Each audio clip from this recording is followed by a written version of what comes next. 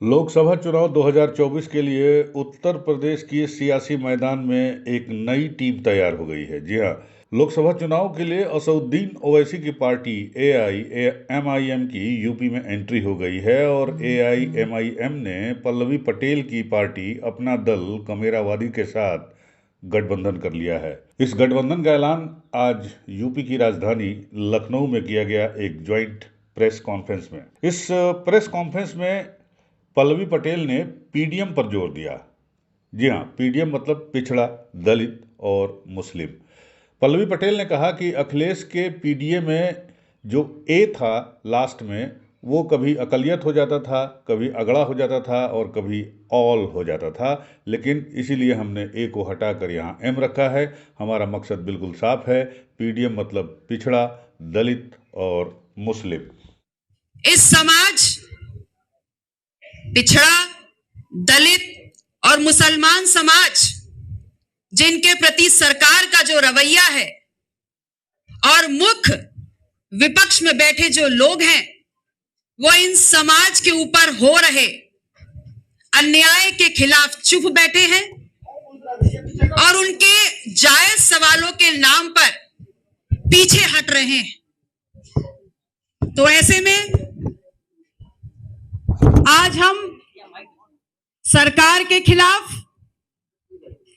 मुख्य विपक्ष के खिलाफ, इन समाजों के ऊपर हो रहे लगातार उत्पीड़न में अपने इस पीडीएम न्याय मोर्चा को लेकर के आपके बीच में आए। पल्लवी पटेल ने कहा कि देश की वर्तमान स्थिति में बहुत से समाज हैं और सामाजिक समूह हैं, दलित समाज और मुसलमान समाज भी है, जिनका लगातार शोषण किया जा रहा है। ये समाज पिछड़ा, दलित, मुसलमान के प्रति जो समाज का रवैया है और जो विपक्ष में बैठे हैं वो पीछे हट रहे हैं। आज हम सरकार के खिलाफ, मुख्य विपक्ष के खिलाफ पीडीएम लेकर आए हैं। जब तक पीडीएम को न्याय नहीं मिलेगा तब तक ये लड़ाई जारी रहेगी। आज हमारे साथ एमआईएम के असदुद्दीन ओवैसी साहब मौजूद हैं। पिछड़ा, दलित, मुसलमान, सामाजिक आर्थिक मामलों को लेकर जो साथ चल रहे हैं वो हमारे साथ चलते रहेंगे। पीडीएम हम न्याय मोर्चा लेकर आ रहे हैं। ये वो मोर्चा होगा जिसके बगैर सरकार नहीं बनेगी।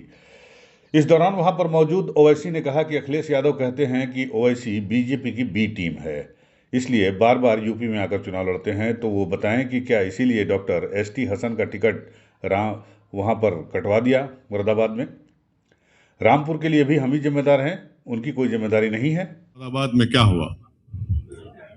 मुरादाबाद में डॉक्टर एसटी हसन साहब उस पार्टी के लीडर थे लोकसभा में और इतनी उनकी बेइज्जती की गई, इतनी बदतमीजी उनसे की गई। एक मिसाल दे रहा हूं, तो बहुत लंबी फहरिस्त है कि आपने दो कैंडिडेट्स को टिकट दे दिया, दोनों को बी फॉर्म दे दिया।